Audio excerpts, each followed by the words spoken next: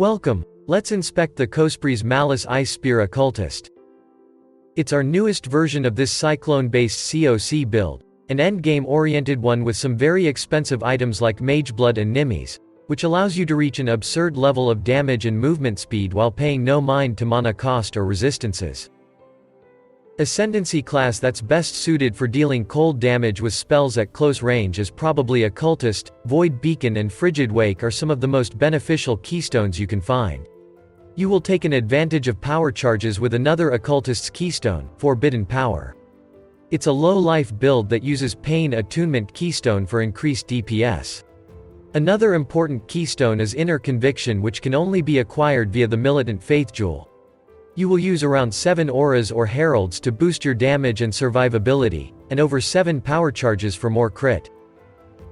It's a very expensive build that has a lot of boxes to check before being remotely useful. It has excellent damage and clear speed, but due to the low range of Cyclone, it requires closing the gap between you and your target, which is the biggest weakness of the build. Ice Spear having anomalous quality is a must-have gem. A regular ice spear projectiles won't pierce through the enemies at close range. This skill won't be socketed in the sword but in a separate 6-link setup with cast on critical strike support gem, requiring you to have 100% hit and crit chance. The build uses Energy Shield as the main layer of defense, combined with Shavron's wrappings, presence of Chayula, and Prism Guardian. It leaves you with a lot of space for mana and life-reserving skills. You are also going to benefit from approximately 20k total evasion rating and Ghost Dance. Clear speed is excellent, but due to the short range and constant channeling, it's mandatory to invest in movement speed. Single target damage is extremely high. The price of mandatory unique items, and the rare ones too, is high. Be sure you can afford them.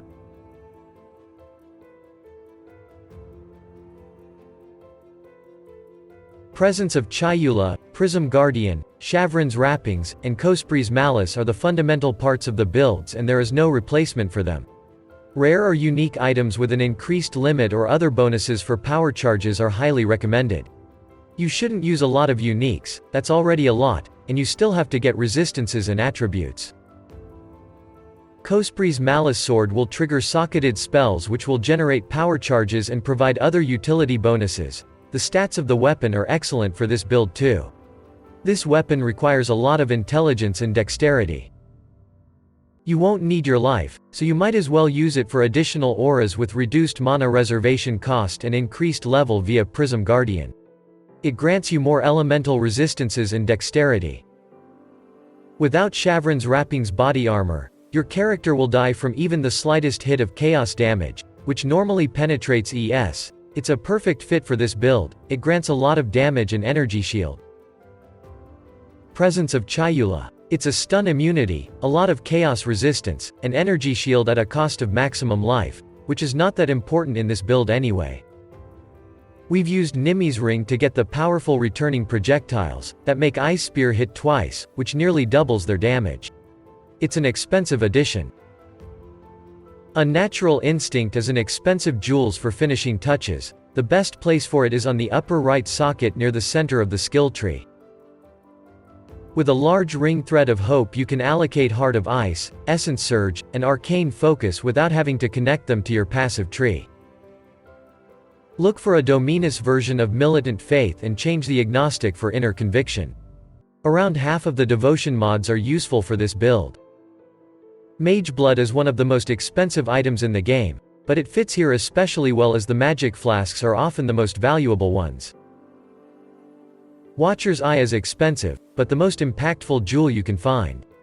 You should aim for mods that correspond to the auras you're using, mostly critical strike chance or cold penetration. Look for Energy Shield modifiers, as ES will be your primary line of defense. Critical strike chance is the singular most important stat to increase your damage, the other being spell, elemental, or cold damage, critical strike multiplier, and reduced cold resistance for your opponents. Accuracy rating and attack speed are somewhat important. You will need a lot of dexterity and a bit of extra strength. Aim for a helmet with a high bonus to Energy Shield, an additional maximum power charge, and some elemental resistances. Consider a Blizzard Crown as a base for more DPS. A regular pair of boots with high elemental resistances, energy shield, and movement speed will do. Tailwind, Onslaught, and elusive buffs will be great additions. Gloves are a good place to look for accuracy rating, as precision and ice golem alone won't be enough. Nonetheless, energy shield and elemental resistances should be the priority. Seek a solid Stygian Vice or Crystal Belt for more ES with high defensive stats. Shapers or Crusaders influences offer some of the best mods. Mods to look for on a ring are Energy Shield, Elemental Resistances, and Dexterity or Strength.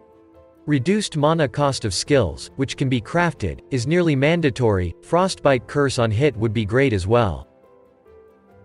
Jewels offer a huge range of affixes, you should look for the ones listed here. Corrupting a jewel might result in an implicit mod that makes you immune to corrupted blood. A large cluster jewel with the base of increased cold damage with 8 passive skills and 2 or 3 of the notables mentioned here is good enough. 3 or 4 medium cluster jewels are recommended. It's extremely useful to have one Wish for Death and Master of Fear. Both can be found on the same cluster jewel with increased effect of your curses. Besides that, look for critical strike and aura-related notables. A small cluster jewel with increased mana efficiency is a great way to increase your effective mana pool. You shouldn't get any passives here, but rather use the extra mana efficiency from the small nodes. There are 2 great unique flasks. Bottled Faith is the best flask for builds heavily relying on critical strikes such as this one. Use Dying Sun Flask for more projectiles and AoE, it reduces the fire damage you take. For other flasks, take a Quicksilver one for movement speed, a Silver one if you can't get Onslaught some other way, a Jade Flask for more evasion, and a Diamond Flask for critical strike chance. For their suffixes, get an increased movement speed, increased critical strike chance, and increased evasion or bleed immunity.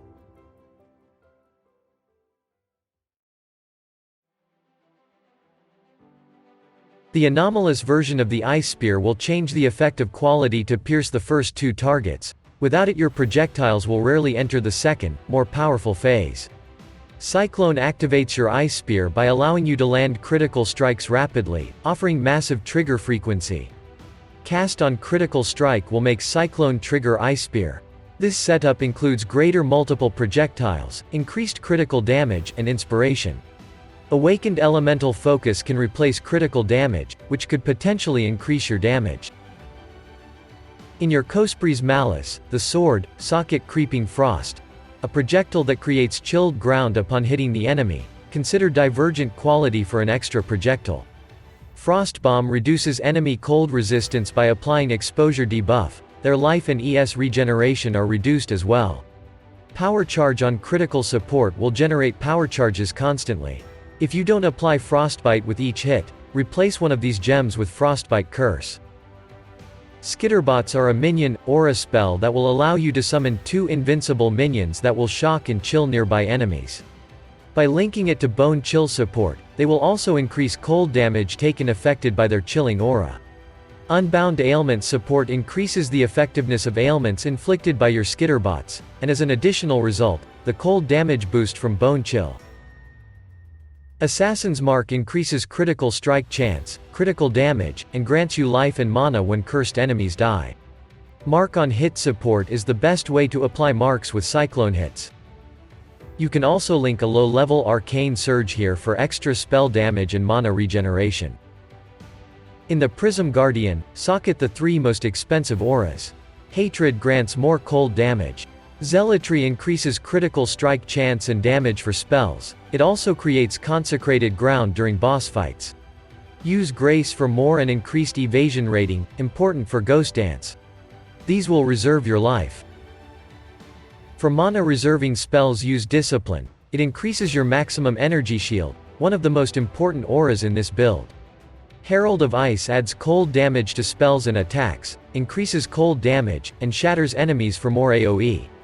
Use a low-level Clarity for some extra mana regeneration and potential Watcher's Eye Jewel mods. Precision provides additional accuracy rating and critical strike chance. It's very useful as you will rely on landing hits with Cyclone, it doesn't have to be leveled all the way up. 3 of the most expensive ones can be linked with Enlightened support for increased mana reservation efficiency. Frostblink or Flame Dash are the recommended movement skills. Frostblink has a bit of a cooldown, but you can use it while channeling Cyclone. We've decided to stick to the Flame Dash. Enemies cursed with Frostbite have much lower cold resistance and enhanced freeze effect on them. The best way to apply it is via Ring Affix. It can also be replaced by Elemental Weakness applied by Corrupted Implicit mod on gloves. And in the worst case scenario, just socket it in your Cospri's Malice.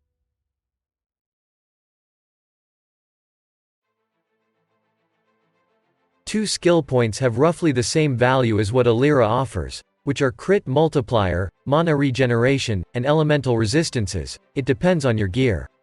Soul of Solaris for physical damage reduction and 20% chance to take 50% less area damage from hits is very useful when fighting single powerful enemies, as you have no armor and you will need to stay close to them.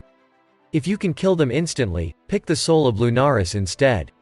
Soul of Garukin for reduced shock effect on you and additional immunity to maim and blind is great to avoid being one-shotted, or blinded, which would reduce your hit rate. The passive skill tree is constructed in such a way as to grab all the maximum power charges and 2 outer jewel sockets for large cluster jewels. It follows the upper outermost ring, where you should also take Sovereignty and Influence for mana reservation and some critical strike nodes. For keystones, get the Pain Attunement, Ghost Dance, and Agnostic to be turned into Inner Conviction. For masteries, get the Discipline reservation efficiency as Energy Shield Mastery, plus 3 levels to Critical Strike Support Gems and Critical Strike Multiplier against unique enemies as Critical Masteries, and increased damage per charge as Charge Mastery. Allocate 3 Reservation Masteries, increased damage per Herald or Aura, increased effect of auras, and increased life reservation efficiency. And that's it, you should now be ready to assemble your own build. We encourage liking the video or subscribing to the channel. Stay safe.